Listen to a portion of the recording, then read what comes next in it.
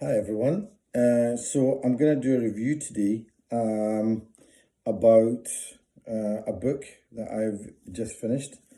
This is Stephen King, Salem's Lot, and I guess I'm starting off as kind of a newbie. The first book I've read of Stephen King's was a book called If It Bleeds, and to be honest with you, I wasn't that impressed. So I thought, everybody said, no, you've got to read Stephen King. You've got to read Stephen King. This is the one you've got to read. And this was one of the ones they recommended. And why did I pick up Salem's Lot? Well, I remember seeing the film adaptation of this back in 1979 and absolutely getting the heebie-jeebies scared out of me. I thought it was absolutely brilliant. It's a TV adaptation made by starring David Soul, and if you get a chance to, I would definitely watch it because I thought it was fantastic. So basically, let's say a little bit. I'm just going to read the blurb. So, and this is, by the way, this Stephen King's book was written in 1975. I think it was his second major novel after Carrie. So, Salem's Lot is a small New England town with white clapboard houses, tree-lined streets and solid church steeples. Of course, there are tales of strange happenings, but no more than in any other such town. Ben Mears has returned to the lot to write a novel and exorcise the terrors that have haunted him since childhood, since the event he witnessed at the Marston House. He finds the house has been rented by a newcomer, a man who causes Ben some unease. And then things start to happen. A child disappears. A dog is brutally killed. Nothing unusual, except the list keeps growing.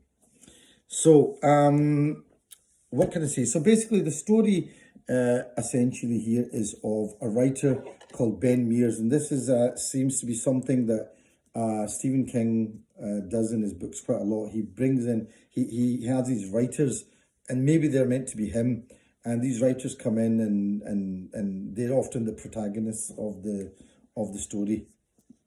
So this chap, Ben Mears, comes back to the town called Jerusalem's Lot, called Salem's Lot by the rest of by most of the sort of residents and the locals.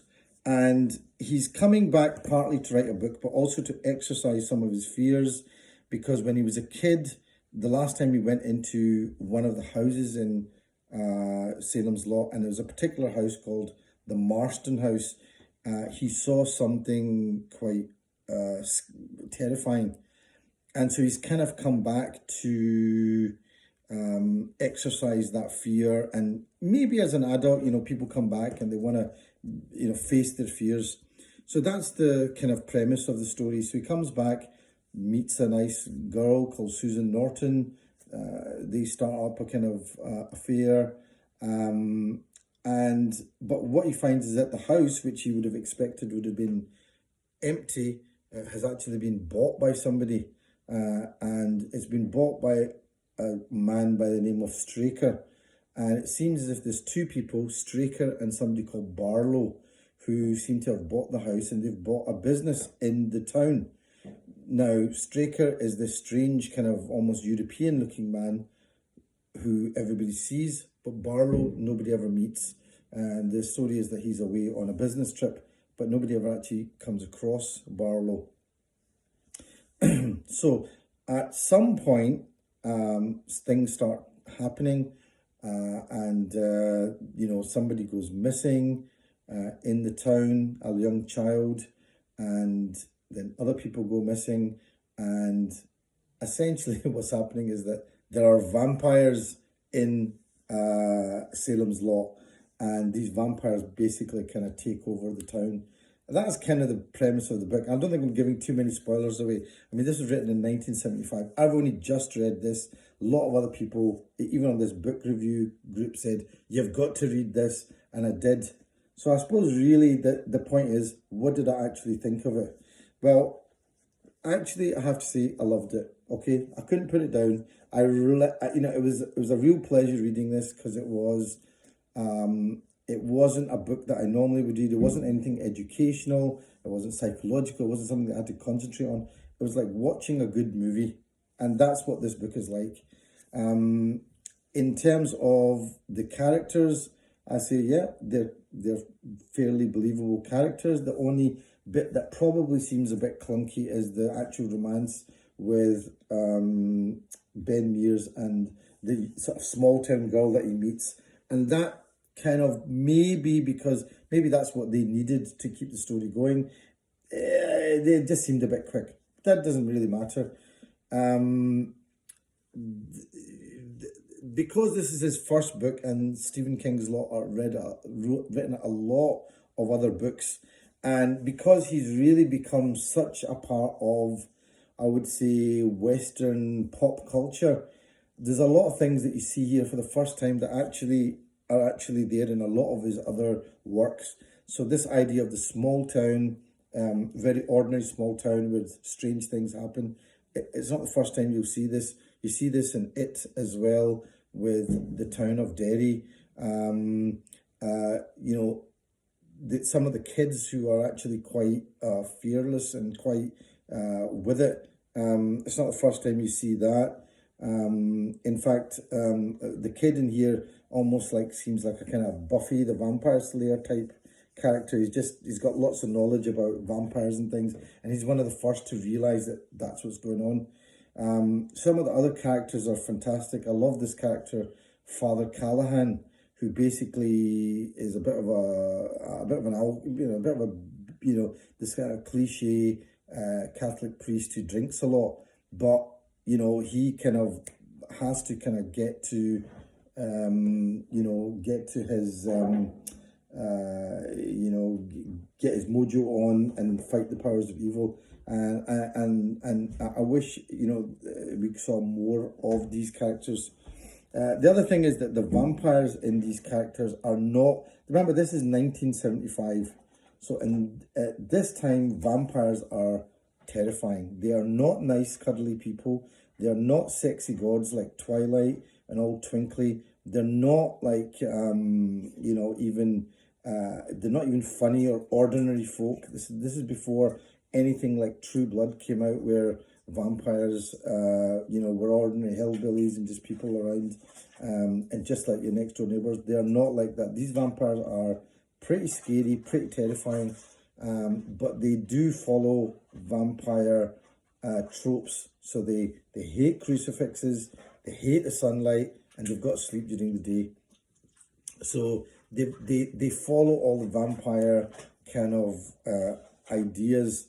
And actually, Stephen King said that what he wanted to do was try and write Bram Stoker's Dracula, but in a sort of new American setting.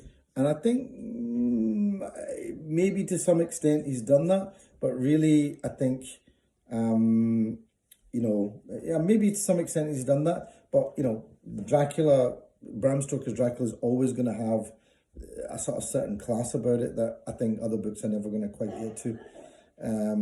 But yeah, like I said, I loved reading this. It was just, you just wanted to see what had happened and how they would get on. And one of the things that Stephen King's great at is having this slow burn. It starts off with things happening kind of slowly and building up the characters, and then, all hell breaks loose. Some great moments in this, which I think would be great in a movie, and maybe they have. I know there's been a couple of remakes.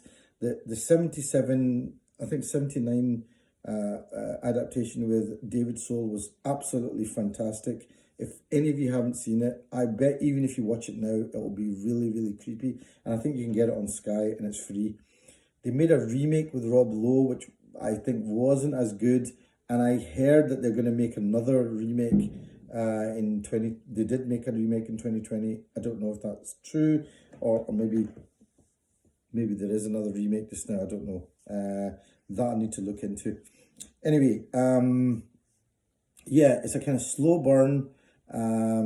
He builds up the story to this big crescendo, and that's fantastic. And I bet there's probably a lot of things here that, because this was the second book, this was written in 75. There's probably a lot of things that are now part of the culture, and that they're all, they're just there now. what else can I say about this book? Stephen Kim's Salem's Lot. Yeah, some great little bits in it. Like there's a bit where there's a sheriff who, when he's very cool, realizes, yep, there's vampires around, and instead of becoming the hero, he just goes, fuck this, I'm out of here. Which is probably what most people would do. When he realizes there's vampires, he's like, there's my badge, fuck you all, I'm off. And that was brilliant. And I loved reading about that in this. And, so that was good. Barlow, the central vampire, is fantastic. Very creepy character. And he's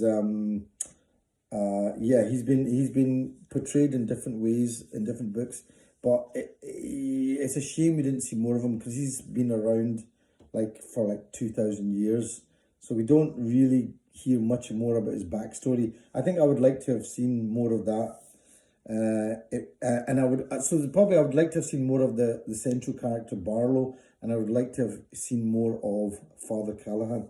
I don't want to give any spoilers away, except, yeah, there are vampires, they're scary, they're not nice vampires. This was written in 1975, and honestly, nobody is safe in this book. You know, characters that you think are going to be, around, die. And, so it's, I thought it was excellent. I enjoyed reading this. It's a shame there isn't a sequel, but then maybe a sequel would have spoilt it.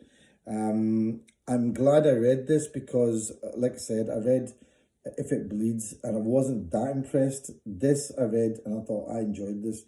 I might even read some more Stephen King. Like I said, I'm pretty much a newbie, but Stephen King, Salem's Lot, I would say if you haven't read this, read this and maybe then watch the 1979 adaptation. I think you'll have a good time watching that. Anyway, it's after dark. I'm just going to be a wee bit careful now.